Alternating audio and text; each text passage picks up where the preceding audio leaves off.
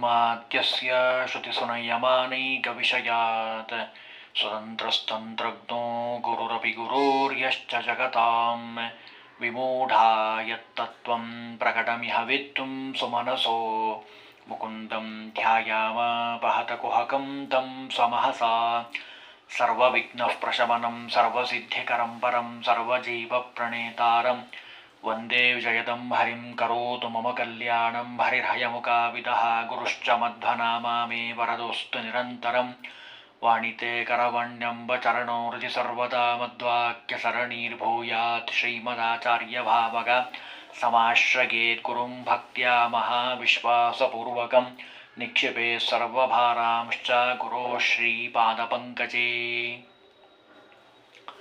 ಮಹಾಜ್ಞಾನಿಗಳಾದ ಜಗನ್ನಾಥದಾಸರು ರಚನೆ ಮಾಡಿಕೊಟ್ಟಿರುವಂತಹ ಹರಿಕಥಾಮೃತಸಾರದ ಭೋಜನ ರಸವಿಭಾಗ ಸಂಧಿಯಲ್ಲಿ ಇಲ್ಲಿವರೆಗೂ 16 ಪದ್ಯಗಳ ಅರ್ಥವನ್ನು ಯಥಾಮತಿಯಾಗಿ ತಿಳಿಯಲಿಕ್ಕೆ ಪ್ರಯತ್ನವನ್ನು ಮಾಡಿದ್ದೀವಿ.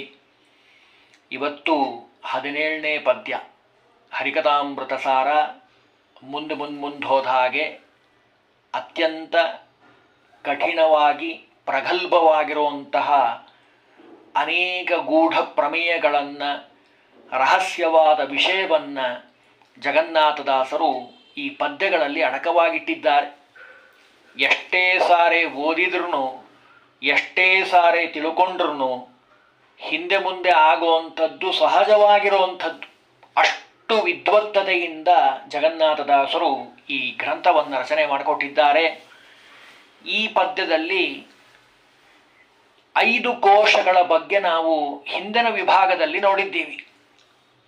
ಪ್ರಾಣಮಯ, ವಿಜ್ಞಾನಮಯ, ಅನ್ನಮಯ, ಆನಂದಮಯ, ಇವೆಲ್ಲ ಕೋಶಗಳ ಬಗ್ಗೆ ನಾವು ತಿಳ್ಕೊಂಡಿದ್ದೀವಿ.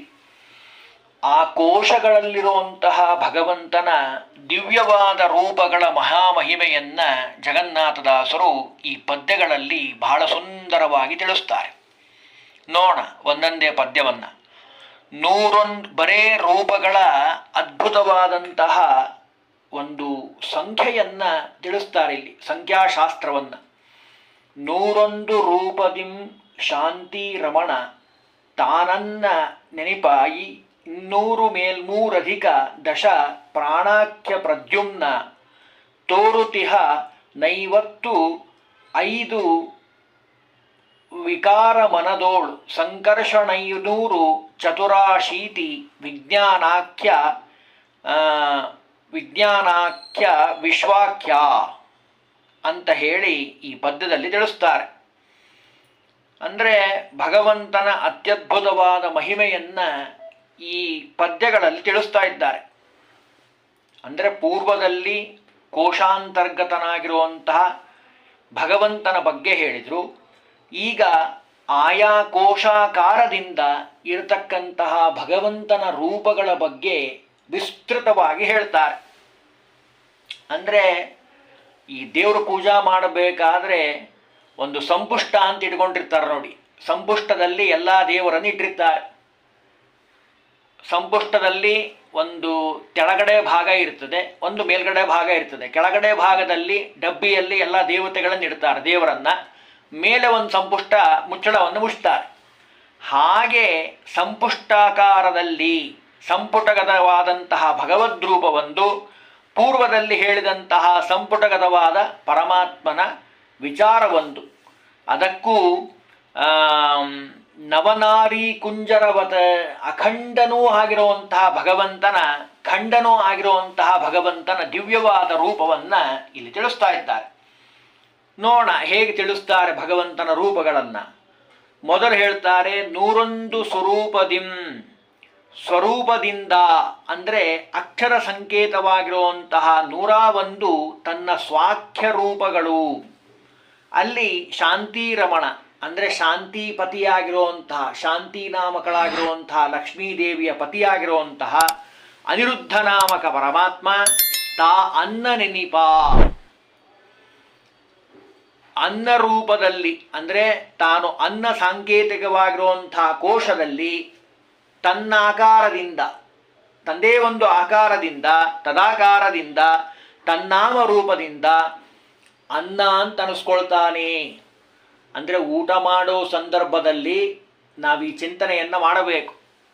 ಅನ್ನ ಅಂತಂದರೆ ಶಾಂತಿಪತಿಯಾಗಿರುವಂತಹ ಅನಿರುದ್ಧ ರೂಪ ಭಗವಂತನದು ಇರ್ತದೆ. ಅಲ್ಲಿ ಎಷ್ಟು ರೂಪದಿಂದ ಇರ್ತಾನೆ ಭಗವಂತ?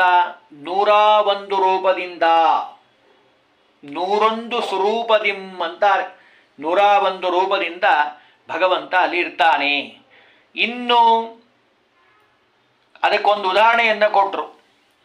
ಅಂದರೆ 101 ರೂಪ ಆದ ಮೇಲೆ 500 ಮೇಲೆ 500, ಅದರ ಮೇಲೆ ದಶ ಅಂದರೆ 10, 510 ಆಯಿತು. ಜೊತೆಗೆ 3 ಅಧಿಕ ಪ್ಲಸ್ 3 ಅಂದರೆ 513 ರೂಪದಿಂದ ಪ್ರಾಣಾಖ್ಯ ಅಂದರೆ ಪ್ರಾಣದೇವರ ಸಂಕೇತವಾಗಿರುವಂಥ ಕೋಶ, ಆ ಕೋಶದಲ್ಲಿ ಪ್ರಾಣ ಅಂತ ಭಗವಂತನನ್ನು ಕರೀತಾರೆ. ಯಾಕೆ ಕರೀತಾರೆ ಪ್ರಾಣ ಅಂತ? ಶಬ್ದ ಬಿಡಿಸಿದ್ರೆ ಗೊತ್ತಾಗುತ್ತೆ ನಿಮಗೆ. ಪ್ರ ಪ್ಲಸ್ ಆ ಪ್ಲಸ್ ನ. ಪ್ರ 3ನೇ ಅಕ್ಷರ, ಆ 1ನೇ ಅಕ್ಷರ, ನ 5ನೇ ಅಕ್ಷರ, ತ ತ ಧ ದ ನ 5ನೇ ಅಕ್ಷರ ತಾನೆ 5. ಸಂಖ್ಯಾನಾಂ ವಾಮತೋಗತಿ 3 1 5 ಉಲ್ಟಾ ಎಣಿಸಿದರೆ 513 ರೂಪದಿಂದ ಭಗವಂತ ಅಲ್ಲಿರ್ತಾನೆ. ಇನ್ನು ಪ್ರದ್ಯುಮ್ನ ನಾಮಕ ಭಗವಂತ, ಕೃತಿಪತಿಯಾಗಿರುವಂತಹ ಪ್ರದ್ಯುಮ್ನ ನಾಮಕ ಭಗವಂತ ತೋರುತಿಹ ಕಾಣಿಸ್ತಾನಂತೆ. ಖಂಡ ರೂಪಗಳಿಂದ ಇದ್ದು ತದಭಿಮಾನಿಗಳಿಗೆ ತೋರಿಸುತಿಹ. ಇನ್ನು 55 ಸಂಖ್ಯಾತ್ಮಕವಾಗಿರುವಂತಹ ವಿಕಾರ ಅಂದರೆ ಪ್ರಾಣಿಗಳನ್ನು ನಾನಾ ವಿಕಾರಗೊಳಿಸ್ತಕ್ಕಂತಹ ಮನದಲ್ಲಿ ಸಂಕೇತ ರೂಪವಾಗಿರುವಂತಹ ಮನಕೋಶದಲ್ಲಿ ತದಾಕಾರನಾಗಿ ಮನಸ್ಸಿನಲ್ಲಿ ಇದ್ದು ಭಗವಂತ ಖಂಡವಾಚ್ಯನಾಗಿ ಸಂಕರ್ಷಣ ಅನ್ನೋ ಹೆಸರಿನಿಂದ ಲಕ್ಷ್ಮೀದೇವಿಯ, ಜಯಾನಾಮಕ ಲಕ್ಷ್ಮೀದೇವಿಯ ಜೊತೆಗೆ ಇರ್ತಾನೆ. ಅಲ್ಲಿ ಎಷ್ಟಿರ್ತಾನೆ ಭಗವಂತ? 55 ರೂಪದಿಂದ. ಇನ್ನು 500 ಅಶೀತಿ ಅಂದರೆ 80, ಚತುರ 4, ಹೀಗೆ 584 ರೂಪದಿಂದ ವಿಜ್ಞಾನಾತ್ಮಕೋಶದಲ್ಲಿ ಅಥವಾ ವಿಜ್ಞಾನ ಕೋಶದಲ್ಲಿ ಭಗವಂತ ತದಾಕಾರದಿಂದ ತನ್ನಾಮದಿಂದ ವಿಶ್ವಾಖ್ಯ ಅನ್ನುವಂಥ ಪರಮಾತ್ಮ ಇರ್ತಾನೆ. ಅವನಿಗೆ ವಾಸುದೇವ ಅಂತಲೂ ಹೆಸರಿದೆ ಅಂತಾರೆ. ಮಾಯಾನಾಮಕ ಲಕ್ಷ್ಮೀದೇವಿಯೊಡನೆ ಭಗವಂತ ಅಲ್ಲಿರ್ತಾನಪ್ಪ. ವಿಜ್ಞಾನ ಅಂತ ಶಬ್ದ ಇದೆ, ಅದನ್ನು ಬಿಡಿಸಿದರು. ವಿ 4ನೇ ಅಕ್ಷರ, ಯಾ ರ ಲ ವ 4ನೇ ಅಕ್ಷರ ತಾನೆ, 4 ಅಂತ ಬರ್ಕೊಳ್ಬೇಕು. ಜ್ಞಾ ಇದೆ 8ನೇ ಅಕ್ಷರ, ಯಾ ರ ಲ ವ ಹಂಗೆ ಎಣಿಸಿದರೆ 8ನೇ ಅಕ್ಷರ. ಇನ್ನು ತ ತ ದ ಧ ನ 5ನೇ ಅಕ್ಷರ, ನ 4 8 5 ಉಲ್ಟಾ ಎಣಿಸಿದರೆ ಅಂದರೆ ಎಡಗಡೆಯಿಂದ ಎಣಿಸಿದರೆ, ಬಲದಿಂದ ಎಡಕ್ಕೆ ಎಣಿಸಿದರೆ 584 ರೂಪಗಳು ಭಗವಂತನದಿರ್ತದೆ ಅಲ್ಲಿ ಆ ಕೋಶಗಳಲ್ಲಿ ಅಂತ ಹೇಳ್ತಾರೆ. ಇನ್ನು ಮುಂದಿನ ಕೋಶ ಹೇಳ್ತಾರೆ, ಆನಂದಮಯ ಕೋಶದಲ್ಲಿ 3000 ರೂಪಗಳ ಧರಿಸಿ ಶರೀರದೊಳಗಾನಂದಮಯ ನಾರಾಯಣಾಹ್ವಯನು. ಈ 2000 ಮೇಲ್ಮುನ್ನೂರು ಸ್ವರೂಪದಿಂದಲೇ ಭಾರತೀಶನೊಳಿಪ್ಪ ನವನೀತಸ್ಥ ಘೃತದಂತೆ. ಉದಾಹರಣೆಯಂತೂ ಜಗನ್ನಾಥದಾಸರು ಮನಸ್ಸಿಗೆ ಮುಟ್ಟೋ ಹಾಗೆ ಕೊಡ್ತಾರೆ. ನವನೀತಸ್ಥ ಘೃತದಂತೆ. ನವನೀತ ಅಂದರೆ ಬೆಣ್ಣೆ. ಬೆಣ್ಣೆ ಒಳಗೆ ಮೇಲ್ನೋಟಕ್ಕೆ ತುಪ್ಪ ಕಾಣೋದಿಲ್ಲ, ಆದರೆ ಕರಗಿಸಿದಾಗ ತುಪ್ಪ ನಮಗೆ ಸಿಗ್ತದೆ. ಹಾಗೆ ಭಗವಂತ ವಾಯುದೇವರಲ್ಲಿ ಕೂತಿರ್ತಾನಂತೆ. ಉದಾಹರಣೆ ನೋಡ್ರಿ ಎಷ್ಟು ಚೆನ್ನಾಗಿ ಕೊಟ್ಟಿದ್ದಾರೆ. ಅಂದರೆ 3052 ರೂಪದಿಂದ ಆನಂದಮಯ ಅಂತ ಅನಿಸ್ಕೊಂಡಿದ್ದಾನೆ. ಅನ್ನಾದಿ ಪಂಚಕೋಶಗಳಲ್ಲಿ 4305 ಸಮೀಚೀನ ರೂಪದಿಂದ ಭಾರತೀ ದೇವಿಯರ ಪತಿಯಾದಂತಹ ವಾಯುದೇವರಲ್ಲಿ ಆಯಾ ಕೋಶಗಳಲ್ಲಿ ತದಾಕಾರನಾಗಿ ಇದ್ದು ತುಪ್ಪ ಹೇಗೆ ಬೆಣ್ಣೆ ಒಳಗೆ ಇದೆನೋ ತದಾಕಾರದಿಂದ ಹಾಗೆ ಭಗವಂತ ವ್ಯಾಪಿಸಿಕೊಂಡಿದ್ದಾನೆ ಬೆಣ್ಣೆ ನೋಡಿ, ನೀವು ಪಾತ್ರೆಯಲ್ಲಿ ಹಾಕಿದರೆ ಆ ಆಕಾರ ಪಡೀತದೆ, ಲೋಟದಲ್ಲಿ ಹಾಕಿದರೆ ಆ ಆಕಾರ ಪಡೀತದೆ, ತಂಬಿಗೆ ಒಳಗೆ ಹಾಕಿದರೆ ಆ ಆಕಾರ ಪಡೀತದೆ. ಹಾಗೆ ತುಪ್ಪನೂ ಅದೇ ಆಕಾರ ಪಡೀತದೆ. ಹಾಗೆ ಭಗವಂತ ಎಲ್ಲ ಕಡೆ ಇದ್ದಾನೆ. ಪ್ರಾಣದೇವರು ಎಲ್ಲೆಲ್ಲಿದ್ದಾರೋ ಎಲ್ಲ ಕಡೆ ಭಗವಂತ ಇದ್ದು ನವನೀತಸ್ಥ ಘೃತದಂತೆ ಭಾರತೀಶನೊಳಿಪ್ಪ ನವನೀತಸ್ಥ ಘೃತದಂತೆ. ನಾವು ನೆನಪಿಟ್ಟುಕೊಳ್ಳಿಕ್ಕೆ ಬಹಳ ಸುಲಭ. ಭಾರತೀ ರಮಣ ಮುಖ್ಯ ಪ್ರಾಣಾಂತರ್ಗತ ಅಂತ ಎಲ್ಲ ಕಾರ್ಯದಲ್ಲೂ ನಾವು ಹೇಳಬೇಕು. ಶಾಸ್ತ್ರ ಹೇಳ್ತದೆ. ಅಂದರೆ ಭಾರತೀ ರಮಣ ಮುಖ್ಯ ಪ್ರಾಣಾಂತರ್ಗತ ಅಂದ್ರೆ ಭಗವಂತನಿಗೆ ತಲುಪುವಂಥದ್ದು. ಆಗ ಈ ಸ್ಮರಣೆ ಮಾಡಿಕೊಳ್ಬೇಕು. ಏನು? ಭಾರತೀಶನೊಳಿಪ್ಪ ನವನೀತಸ್ಥ ಘೃತದಂತೆ. ಬೆಣ್ಣೆ ಒಳಗೆ ಹೇಗೆ ಘೃತ ಇರ್ತದೋ, ಮೇಲೆ ಕಾಣೋದಿಲ್ಲ, ಆದರೆ ಕರಗಿಸಿದಾಗ ಹೇಗೆ ಭಗವಂತ ಆ ಬೆಣ್ಣೆ ತುಪ್ಪ ಬರ್ತದೋ ಹಾಗೆ ವಾಯುದೇವರಲ್ಲಿ ಭಗವಂತ ಯಾವಾಗಲೂ ಸನ್ನಿಹಿತನಾಗಿರ್ತಾನೆ. ಇದು ಬಹಳ ವಿಶೇಷವಾದ ಫಲವನ್ನು ಕೊಡ್ತಾ ಇದೆ. ಇನ್ನು ಮುಂದೆ ಹೇಳ್ತಾರೆ, 3+50 ಪ್ರಾಣ ಶರೀರದೊಳಗನಿರುದ್ಧ ನಿಪ್ಪನೈನೂರು 11 ಪಾನದೊಳಿಪ್ಪ ಪ್ರದ್ಯುಮ್ನ 3ನೇ ವ್ಯಾನದೊಳಗಿದರೆ 100 ರೂಪದಿಂ ಶಂಕರ್ಷ 935 ಉದಾನದೊಳನಿಪ್ಪ ಮಾಯೇಶ. ನೋಡಿ, ಪ್ರಾಣದೇವರ 5 ರೂಪಗಳಿದ್ದಾವೆ. ಎಲ್ಲರಿಗೂ ಪ್ರಖ್ಯಾತವಾಗಿ ಗೊತ್ತಿರುವಂಥದ್ದು ಪ್ರಾಣ, ಅಪಾನ, ವ್ಯಾನ, ಉದಾನ, ಸಮಾನ. ಅಲ್ಲಿ ಮತ್ತು ಭಗವಂತನ ರೂಪಗಳಿದ್ದಾವೆ ಅಂತಾರೆ. ನೋಡಿ ಎಷ್ಟು ಚೆನ್ನಾಗಿ ಹೇಳ್ತಾರೆ. 50 ಮೊದಲನೇದ್ದೇ ಹೇಳಿರೋ ಶಬ್ದ 50 ಅಂದರೆ 50 ಸಂಖ್ಯಾಕವಾಗಿರುವಂತಹ 3 ಅಧಿಕವು. ಅಧಿಕ 3 ಅಂದರೆ 53. ಪ್ರಾಣ ಮುಖ್ಯ ಪ್ರಾಣ ರೂಪಗಳಾದಂತಹ ಪ್ರಾಣ ಪಂಚರೂಪ. ನಾನೀಗ ಹೇಳಿದ್ನಲ್ಲ, ಪ್ರಾಣ, ಅಪಾನ, ವ್ಯಾನ, ಉದಾನ, ಸಮಾನ.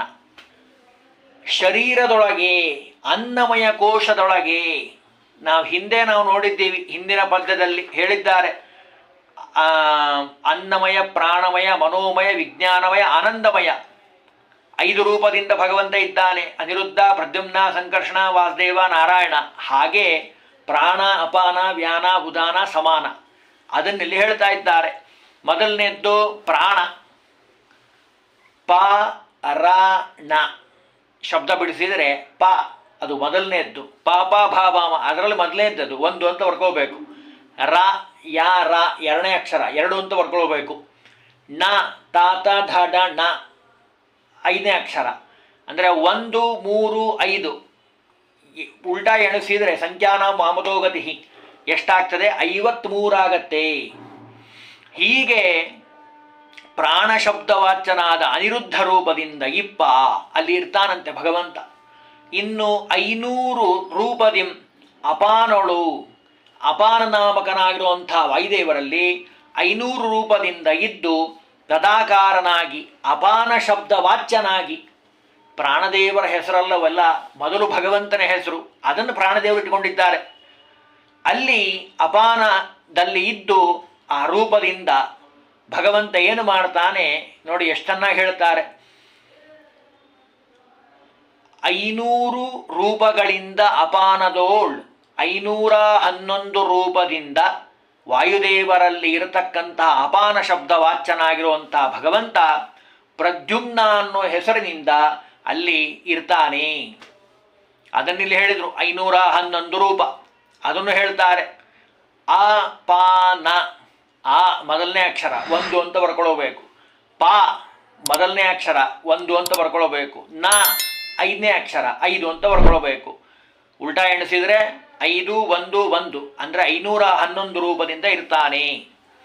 ಇನ್ನು 3ನೇ ವಾಯುದೇವರ ರೂಪ, 3ನೇ ಕೋಶ ಮನೋಮಯ ಕೋಶದಲ್ಲಿ ವ್ಯಾನದೊಳಗೆ, ವ್ಯಾನ ಸರ್ವ ಶರೀರಗ ಅಂತ ಹೇಳಿದ್ದಾರೆ. 5 ಪಂಚಪ್ರಾಣಗಳಲ್ಲೇ ವ್ಯಾನ ರೂಪ ಬಹಳ ಶ್ರೇಷ್ಠವಾದದ್ದು. ಆಚಾರ್ಯ ಹೇಳುವಂಥ ಮಾತು 5ನೇ ಉಪನಿಷತ್ತಿನಲ್ಲಿ ಬಹಳ ವಿಶೇಷವಾಗಿ ಹೇಳ್ತಾರೆ. 5 ಪ್ರಾಣ, ಅಪಾನ, ವ್ಯಾನ, ಉದಾನದಲ್ಲೇ ವ್ಯಾನ ಬಹಳ ಶ್ರೇಷ್ಠವಾದದ್ದು ಅಂತಾರೆ. ಯಾಕೆ? ವ್ಯಾನ ಸರ್ವ ಶರೀರಗ. ಕಾಲ ಕೆಳಗೆ ಎಲ್ಲೋ ಮೂಲೆ ಭಾಗದಲ್ಲಿ ಒಂದು ಸಣ್ಣ ಮುಳ್ಳು ಚುಚ್ಚಿದುಕೊಳ್ಳೆ ತಕ್ಷಣ ನಮ್ಮ ಬ್ರೇನಿಗೆ ಒಂದು ಸೂಚನೆ ಹೋಗ್ತದೆ, ಕಾಲು ಮುಳ್ಳು ಚುಚ್ತಾ ಇದೆ, ತಕ್ಕೋ ಸರಿಯಾಗಿ. ಅದನ್ನು ಮಾಡಿಸೋರೇ ವ್ಯಾನ ರೂಪನಾಗಿರುವಂಥ ವಾಯುದೇವರು ಭಗವಂತ ಮಾಡಿಸ್ತಾನೆ. ಅದನ್ನಲ್ಲೇ ಹೇಳ್ತಾರೆ, ವ್ಯಾನನಾಮಕ ವಾಯುದೇವರ ಒಳಗೆ 5 ಸಂಖ್ಯಾದ ಮೇಲೆ 600 ಅಂದರೆ 50, 500 ಪ್ಲಸ್ 600 ಅಂತಾರೆ. ಅಂದರೆ ಒಟ್ಟು ಟೋಟಲ್ ಆಗಿ 5 ಪ್ಲಸ್ 50, 55 ಖಂಡ ರೂಪದಿಂದ ಭಗವಂತ ಅಖಂಡ ರೂಪದಿಂದಲೂ ಇರ್ತಾನೆ. ಸಂಕರ್ಷಣ ರೂಪಿ ಪರಮಾತ್ಮ ಅಲ್ಲಿ ಇದ್ದು 535 ರೂಪದಿಂದ ಇದ್ದು ಉದಾನದೊಳಿಪ್ಪ ವಿಜ್ಞಾನಮಯ ಕೋಶದಲ್ಲಿ ಮಾಯೇಶ ಮಾಯಾಪತಿ ವಾಸುದೇವ ಪರಮಾತ್ಮ ಉದಾನ ನಾಮಕನಾಗಿ ಮತ್ತೆ ಎಣಿಸಬೇಕು. ಉ 5ನೇ ಅಕ್ಷರ, ಅ ಆ ಇ ಉ 5ನೇ ಅಕ್ಷರ, ದ ತಾ ತ ಧ ಅದು 3ನೇ ಅಕ್ಷರ, ತಾ ತ ಧ ದ ನ 5ನೇ ಅಕ್ಷರ, 5 3 5 ಎಣಿಸಿದರೆ ಉಲ್ಟಾ 535 ರೂಪದಿಂದ ಭಗವಂತ ಖಂಡಾಖಂಡ ರೂಪದಿಂದ ಇದ್ದು ಭಗವಂತ ಅನುಗ್ರಹವನ್ನು ಮಾಡ್ತಾನೆ. ಇನ್ನು ಇದೇ ಅರ್ಥವನ್ನೇ ಮುಂದೆ ಹೇಳ್ತಾರೆ. ಮೂಲನಾರಾಯಣನು 55 ರೂಪವ ತಾಳಿ ಸರ್ವತ್ರದಲ್ಲಿ ಸಮಾನ ನೊಳಿಪ್ಪ ಸರ್ವೇಶ ಲೀಲೆಗೈವರ 1000 ಮೇಲೇನ್ನೂರು 1 ರೂಪವ ತಾಳಿ ಪಂಚ ಪ್ರಾಣರೊಳು ಲೋಕಗಳ ಸಲಹುವ. ಇಲ್ಲಿವರೆಗೂ ನೀವೇನು ಹೇಳಿದ್ರಲ್ಲ ಅದನ್ನು ಒಂದು ಸರಳವಾದ ಭಾಷೆಯಲ್ಲಿ ನಮಗಿನ್ನೊಂದು ಸ್ವಲ್ಪ ಅರ್ಥ ಆಗಬೇಕು. ಸ್ವಲ್ಪ 501 ಅಂತೀರಿ, 401 ಅಂತೀರಿ, 55 ಅಂತೀರಿ, 584 ಅಂತೀರಿ, ಅದನ್ನೊಂದು ಸರಳೀಕರಣ ಮಾಡಿ ಹೇಳಿ ಅಂತ ಕೇಳಿದರೆ ವ್ಯಾಖ್ಯಾನಕಾರರು ತಿಳಿಸಿದರು. ನಮ್ಮ ಪರಿಸ್ಥಿತಿ ಏನು ಅಂತ ಗೊತ್ತು, ನಾವೆಷ್ಟು ಮಂದಮತಿಗಳು ಅಂತ. ಅದಕ್ಕೆ ವ್ಯಾಖ್ಯಾನಕಾರರು ಮಹಾಜ್ಞಾನಿಗಳಾದ ಸಂಕರ್ಷಣ ಒಡೆಯರು ವ್ಯಾಖ್ಯಾನದಲ್ಲಿ ತೋರಿಸ್ತಾರೆ ಇದನ್ನು ಹೆಂಗೆ ಅರ್ಥ ಮಾಡ್ಕೊಳ್ಬೇಕು ಅಂತ. ನೋಡಿ ಎಷ್ಟು ಚೆನ್ನಾಗಿ ಹೇಳ್ತಾರೆ. ಇಲ್ಲಿವರೆಗೂ ನಾವೇನು ನೋಡಿದ್ದೀವಲ್ಲ ಆ ಎಲ್ಲದರ ಸಾರಾಂಶ ಈ ಪದ್ಯದಲ್ಲಿದೆ. ಏನು? ಮೂಲನಾರಾಯಣನು ನಾರಾಯಣ ರೂಪಿ ಭಗವಂತ 557 ಅಧಿಕ ರೂಪವ ತಾಳಿ 557 ರೂಪದಿಂದ ಖಂಡಾಖಂಡನಾಗಿ ಸಮಾನ ಅಂತ ಭಗವಂತನಿಗೆ ವಾಯುದೇವರಿಗೆ ಹೆಸರು, ಅದು ಭಗವಂತನ ಹೆಸರು. ಸ 7ನೇ ಅಕ್ಷರ, ಮ ಪಾಪ ಭ ಬ ಮ 5ನೇ ಅಕ್ಷರ, ನ ತಾತ ಧ ದ ನ 5ನೇ ಅಕ್ಷರ, 7 5 5 ಸಂಖ್ಯಾನಾಂ ವಾಮತೋಗತಿ. ಎಡಗಡೆಯನ್ನು ಎಣಿಸಿದರೆ 557 ರೂಪದಿಂದ ಬಲದಿಂದ ಎಡಕ್ಕೆಣಿಸಬೇಕು. ಸಂಖ್ಯಾನಾಂ ವಾಮತೋಗತಿ ಅಂತಾರೆ. ಅದಕ್ಕೆ ಇಷ್ಟು ರೂಪಗಳಿಂದ ಯುಕ್ತನಾಗಿ ಸಮಾನ ನೊಳಿಪ್ಪ ಆನಂದಮಯ ಕೋಶದಲ್ಲಿ ತದಾಕಾರದಿಂದ ಖಂಡಾಖಂಡನಾಗಿ ಭಗವಂತ ಇರ್ತಾನೆ. ಹೇಗಿರ್ತಾನೆ, ಯಾರ ಜೊತೆ ಇರ್ತಾನೆ ಅಂತ ಪ್ರಶ್ನೆ ಕೇಳಿದರೆ ಜಗನ್ನಾಥದಾಸರು ಉತ್ತರ ಕೊಟ್ಟರು.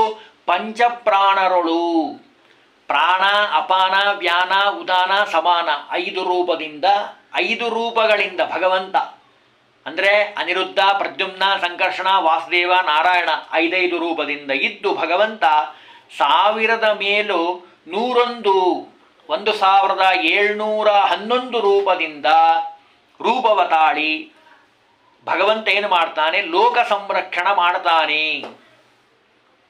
ಭಗವಂತನ ಅತ್ಯದ್ಭುತವಾದ ಒಂದು ಮಹಿಮೆ ಅದ್ಭುತವಾಗಿರುವಂಥದ್ದು ಅಂತಾರೆ. ಇದನ್ನು ಸ್ವಲ್ಪ ಒಂದೇ ಒಂದು ಚಾರ್ಟಲ್ಲಿ ಹಾಕೋದು ಅಂತಾರಲ್ಲ, ಹಾಗೆ ಅರ್ಥ ಮಾಡ್ಕೊಳ್ಳೋದು ಹೇಗೆ ಗಮನ ಕೊಟ್ಟು ಕೇಳಬೇಕು. ಹೇಳ್ಬಿಡ್ತೀನಿ ಸುಲಭವಾಗಿ. ಮೊದಲನೇ ಪದ್ಯದ ಸಾರಾಂಶ. 101 ರೂಪದಿಂದ ಅನಿರುದ್ಧ ನಾಮಕ ಪರಮಾತ್ಮ ಅನ್ನದಲ್ಲಿದ್ದು ಅನ್ನ ಅಂತ ಅನಿಸ್ಕೊಳ್ತಾನೆ. 513 ರೂಪಗಳಿಂದ ಪ್ರದ್ಯುಮ್ನ ಪ್ರಾಣನಲ್ಲಿದ್ದು ಪ್ರಾಣ ಅಂತ ಅನಿಸ್ಕೊಳ್ತಾನೆ. 55 ರೂಪದಿಂದ ಸಂಕರ್ಷಣ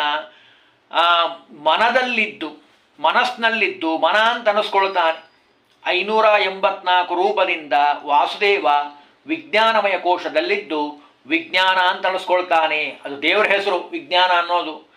3052 ರೂಪಗಳಿಂದ ನಾರಾಯಣ ಆನಂದದಲ್ಲಿದ್ದು ಅಂದರೆ ಆನಂದಮಯ ಕೋಶದಲ್ಲಿದ್ದು ಆನಂದ ಅಂತ ಅನಿಸ್ಕೊಳ್ತಾನೆ.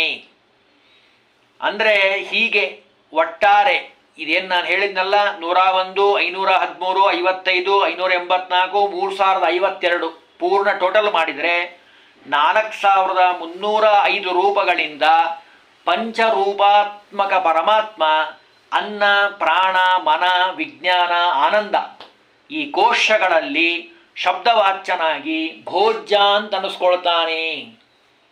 ವೇದದಲ್ಲಿದೆ ಪ್ರಾಣಮಯ ಕೋಶ, ಅನ್ನಮಯ ಕೋಶ, ಆನಂದಮಯ ಕೋಶ. ಆನಂದೋ ಬ್ರಹ್ಮೇ ದಿವ್ಯಜಾನಾತ್. ವೇದ ಮಂತ್ರ ಕೇಳಿರೋರಿಗೆ ಚೆನ್ನಾಗಿ ಗೊತ್ತಾಗತ್ತೆ. ಇದೆಲ್ಲ ವೇದದಲ್ಲಿ ಹೇಳಿರೋದನ್ನೇ ಆಚಾರ್ಯರು, ಟೀಕಾಕೃತ್ಪಾದರು, ವ್ಯಾಸರಾಜರು ಎಲ್ಲರೂ ಹೇಳಿದ್ದನ್ನೇ ಜಗನ್ನಾಥದಾಸರು ನಮ್ಮಂಥ ಪಾಮರರಿಗೆ ಅರ್ಥ ಆಗಲಿ ಅಂತ ಬಿಡಿಸಿ ಹೇಳ್ತಾ ಇದ್ದಾರೆ. ಇನ್ನು ಈಗ ನಾನೇನು ಹೇಳಿದ್ನಲ್ಲ, ಇದರ ಜೊತೆಗೆ 53 ರೂಪಗಳಿಂದ ಭಗವಂತ ಅನಿರುದ್ಧ ನಾಮಕ ಪರಮಾತ್ಮ ಪ್ರಾಣದೇವರಲ್ಲಿ ಇದ್ದು ಪ್ರಾಣ ಅಂತ ಅನಿಸ್ಕೊಳ್ತಾನೆ. 511 ರೂಪದಿಂದ ಪ್ರದ್ಯುಮ್ನ ನಾಮಕ ಪರಮಾತ್ಮ ಅಪಾನ ವಾಯುನಲ್ಲಿದ್ದು ಅಪಾನ ಅಂತ ಅನಿಸ್ಕೊಳ್ತಾನೆ. 55 ರೂಪದಿಂದ ಸಂಕರ್ಷಣ ನಾಮಕ ಭಗವಂತ ವ್ಯಾನನಲ್ಲಿದ್ದು ವ್ಯಾನ ಅಂತ ಅನಿಸ್ಕೊಳ್ತಾನೆ. 535 ರೂಪದಿಂದ ವಾಸುದೇವ ನಾಮಕ ಪರಮಾತ್ಮ ಉದಾನನಲ್ಲಿದ್ದು ಉದಾನ ಅಂತ ಅನಿಸ್ಕೊಳ್ತಾನೆ. 557 ರೂಪದಿಂದ ನಾರಾಯಣ ನಾಮಕ ಪರಮಾತ್ಮ ಸಮಾನನಲ್ಲಿದ್ದು ಸಮಾನ ಅಂತ ಅನಿಸ್ಕೊಳ್ತಾನೆ.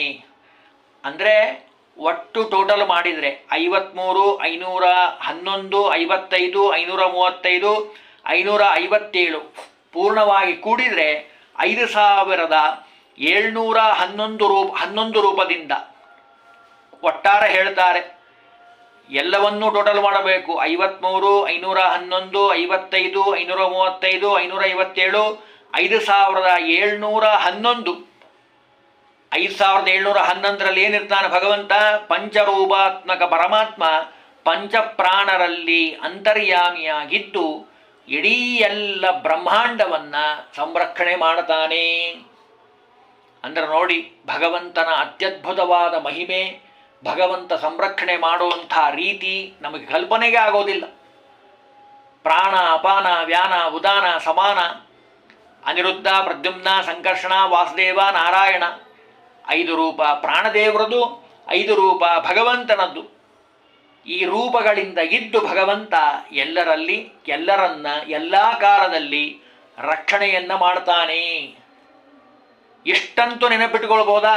5 ರೂಪದಿಂದ ಪ್ರಾಣದೇವರು, 5 ರೂಪದಿಂದ ಭಗವಂತ ನಮ್ಮ ಶರೀರದಲ್ಲಿದ್ದು ಎಲ್ಲ ಕರ್ಮಗಳನ್ನು ಮಾಡಿಸ್ತಾರೆ. ನಾವು ಸ್ವತಂತ್ರರಲ್ಲ, ಭಗವಂತ ಮಾತ್ರ ಸ್ವತಂತ್ರ. ಇಷ್ಟು ಮೊದಲು ಜ್ಞಾನ ಮಾಡಿಕೊಂಡ್ರೆ ಆಮೇಲೆ ಎಲ್ಲ ಸಂಖ್ಯೆಗಳನ್ನು ನೆನಪಿಟ್ಟುಕೊಂಡ್ರೆ ನಿಧಾನಕ್ಕೆ ಒಂದೊಂದೇ ಸಂಖ್ಯೆಯನ್ನು ನೆನಪಿಟ್ಕೊಳ್ಬೇಕು. 5 + 5 10 ರೂಪಗಳು ಭಗವಂತನದು ಮತ್ತು ವಾಯುದೇವರದು ಎರಡೂ ಸೇರಿ ನಾವು ನೆನಪಿಟ್ಟುಕೊಳ್ಳಬೇಕಾಗಿರುವಂಥ ವಿಷಯ.